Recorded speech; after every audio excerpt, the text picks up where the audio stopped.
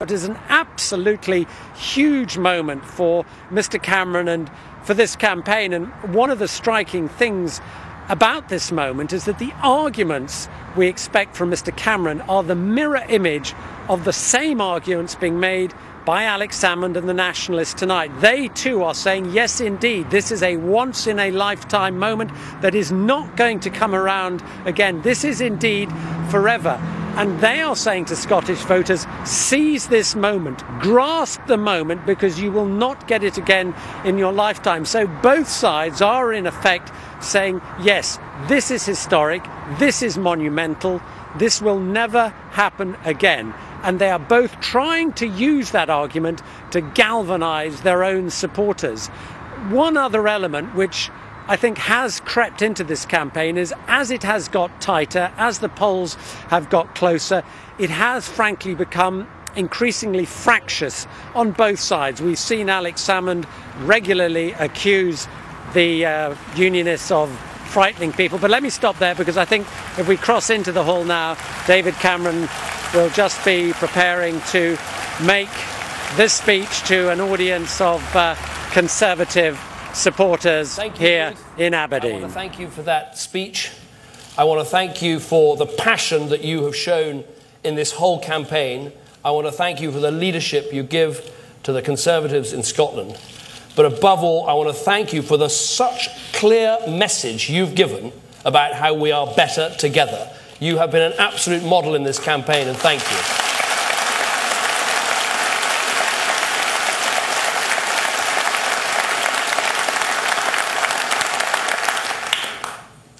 We meet in a week that could change the United Kingdom forever. Indeed, it could end the United Kingdom as we know it. On Thursday, Scotland votes, and the future of our country is at stake. On Friday, people could be living in a different country, with a different place in the world, and a different future ahead of it. This is a decision that could break up our family of nations and rip Scotland from the rest of the United Kingdom. And we must be very clear. There is no going back from this, no rerun. This is a once and for all decision. If Scotland votes yes, the UK will split and we will go our separate ways forever. When people vote on Thursday, they're not just voting for themselves, but for their children and grandchildren and the generations beyond. So I want to speak very directly to the people of this country today about what is at stake. I believe I speak for millions of people across England, Wales and Northern Ireland, and many in Scotland too, who would be utterly heartbroken by the breakup of our United Kingdom. Utterly heartbroken to wake up on Friday morning to the end of the country we love. To know that Scots would no longer join with the English, Welsh and Northern Irish in our Army, Navy and Air Force, or in our UK-wide celebrations and commemorations, or in our UK sporting teams from the Olympics to the British Lions. The United Kingdom would be no more. No UK pensions, no UK passports, no UK pound. The greatest example of democracy the world has ever known, of openness, of people of different nationalities and faiths coming together as one, would be no more. It would be the end of a country that launched the Enlightenment, that abolished slavery, that drove the Industrial Revolution, that defeated fascism. The end of a country that people around the world respect and admire. The end of a country that all of us call home. And you know what? We built this home together. It's only become Great Britain because of the greatness of Scotland, because of the thinkers, the writers, the artists, the leaders, the soldiers and inventors who have made this country what it is. It's Alexander Fleming and David Hume, J.K. Rowling and Andy Murray, and all the millions of people who've played their part in this extraordinary success story. The Scots who led the charge on pensions and the NHS and social justice. We did all this together. For the people of Scotland to walk away now would be like painstakingly building a home and then walking out the door and throwing away the keys. So I would say to everyone voting on Thursday, please remember, this isn't just any old country. This is the United Kingdom. This is our country.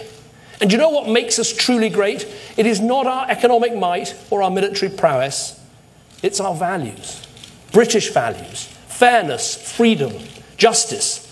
The values that say wherever you are, whoever you are, your life has dignity and worth. The values that say we don't walk on by when people are sick. We don't ask for your credit card in the hospital. We don't turn our backs when you get old and frail. We don't turn a blind eye or a cold heart to people around the world who are desperate and crying out for help. This is what Britain means. This is what makes our country, yes, the greatest on earth.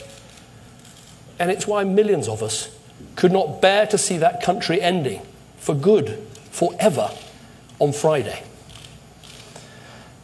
Now, I know there are many people across Scotland who are planning to vote yes. I understand why this might sound appealing. It's the promise of something different. I also know that the people who are running the Yes campaign are painting a picture of Scotland that's better in every way, and they can be good at painting that picture. But when something looks too good to be true, that's usually because it is. And it's my duty to be clear about the likely consequences of a yes vote. Independence would not be a trial separation, it would be a painful divorce. And as Prime Minister, I have to tell you what that would mean. It would mean we no longer share the same currency. It would mean the armed forces we built up together over centuries being split up forever. It would mean our pension funds being sliced up at some cost.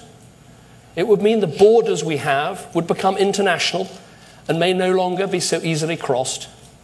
It would mean the automatic support that you currently get from British embassies when you're travelling around the world, that would come to an end. It would mean over half of Scottish mortgages suddenly, from one day to the next, being provided by banks in a foreign country. It would mean that interest rates in Scotland are no longer set by the Bank of England with all the stability and security that promises. And it would mean for any banks that remain in Scotland, if they ever got into trouble, it would be Scottish taxpayers and Scottish taxpayers alone that would bear the costs. It would mean that we no longer pool resources across the whole of our United Kingdom to pay for institutions like our National Health Service or our welfare system. This is not guesswork. There are no question marks, no maybe this or maybe that. The nationalists want to break up UK funding on pensions, the UK funding on healthcare, the UK funding and comprehensive protection on national security. These are the facts. This is what would happen. An end to the things that we share together. And the people of Scotland must know these facts before they make this once and for all decision. Now, to warn of the consequences is not to scaremonger. It's like warning a friend about a decision that they might take that will affect the rest of their lives and the lives of their children. I say all this because I don't want the people of Scotland to be sold a dream that disappears. Now, I know that some people say we've heard about the risks and the uncertainties, but we still want change. And look, the United Kingdom is not a perfect country. No country is. And of course, we must constantly change and improve people's lives. No one is content while there are still children living in poverty. No one is content when there are people struggling and young people not reaching their full potential. And yes, of course, every political party is different. But all of us, Conservatives, Labour, Lib Dem, Nationalists, we're all on a constant mission to change our country for the better. The question is, how do you get that change? And for me, it's simple. You don't get the change you want by ripping your country apart. You don't get change by undermining your economy and damaging your businesses and diminishing your place in the world. But you can get real, concrete change on Thursday if you vote no. Business as usual is not on the ballot paper. The status quo is gone. The campaign has swept it away. There's no going back to the way things were. A vote for no means real change.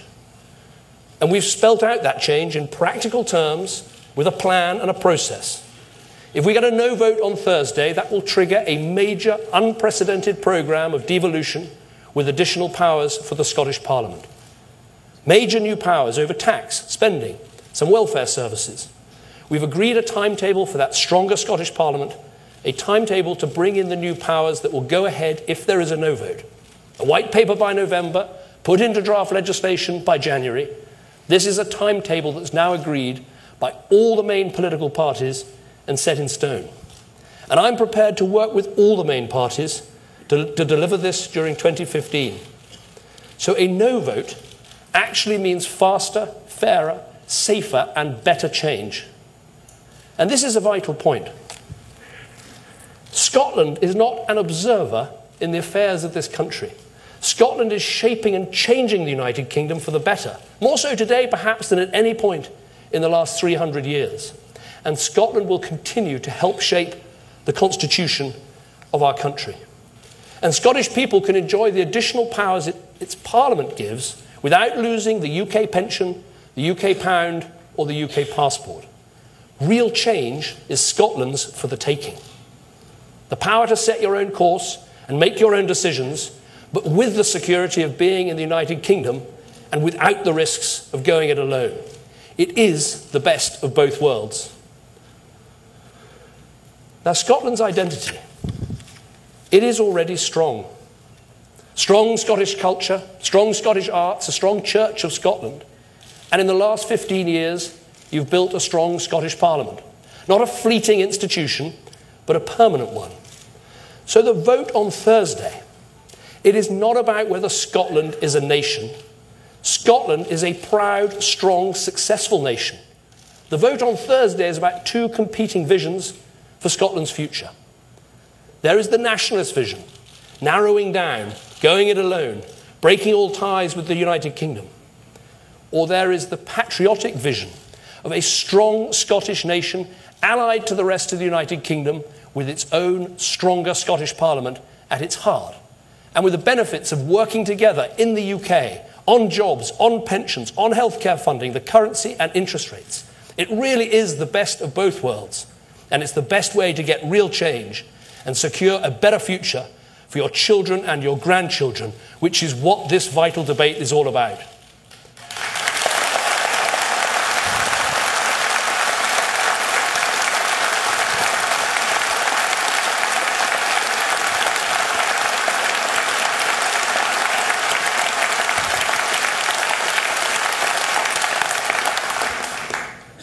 And speaking of family, that is quite simply how I feel about all of this. We are a family. The United Kingdom is not one nation. We are 4 nations in a single country. That can be difficult, but it's wonderful. Scotland, England, Wales, Northern Ireland, different nations with individual identities, competing with each other, even at times enraging each other, but while still being so much stronger together. We are a family of nations. And why should the next generation of that family be forced to choose whether to identify only with Edinburgh or only with London? Why should they have to choose which embassy they want to go to when they're in trouble abroad, or pack their passport when they're going to see friends and loved ones and family? A family is not a compromise or a second best. It is a magical identity that makes us more together than we can ever be apart. So please, do not break this family apart. In human relations, it's almost never a good thing to turn away from each other, to put up walls, or to score new lines on a map. Why should we take one Great Britain and turn it into separate, smaller nations? What is that an answer to? How will that help ambitious young people who want to make their mark on the world, or the pensioner who just wants security, or the family relying on jobs that are made in the UK?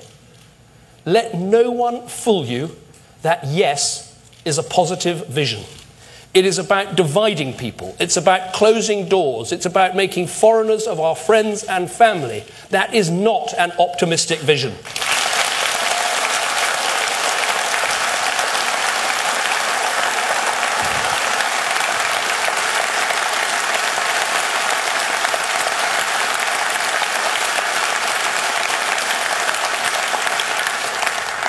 The optimistic vision is of our family of nations staying together, there for each other in the hard times, coming through to better times.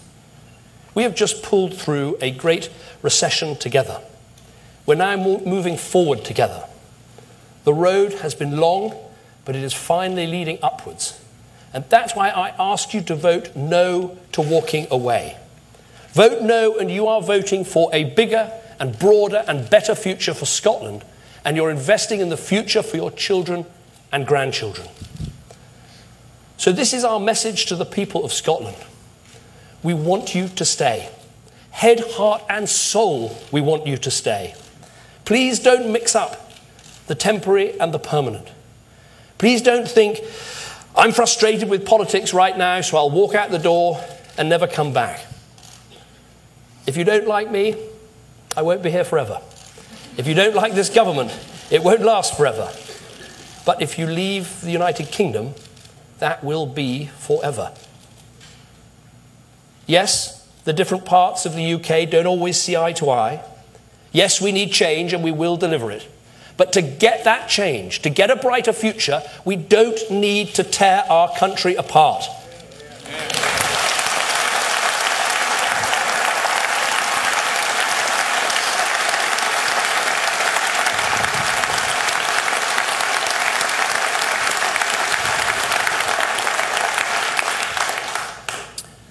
In 2 days' time, this long campaign will be at an end.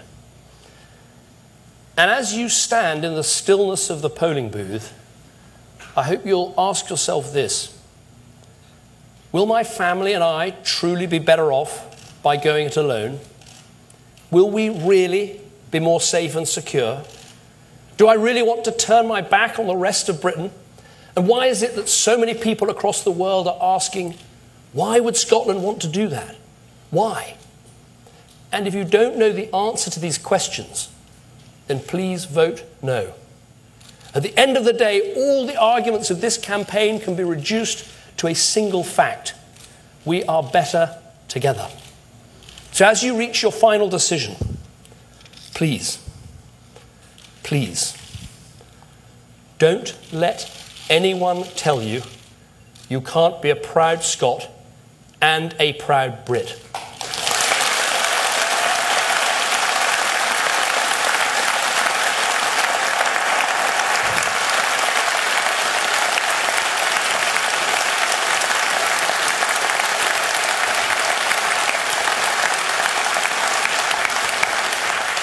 Please, don't lose faith in what this country is and what we can be.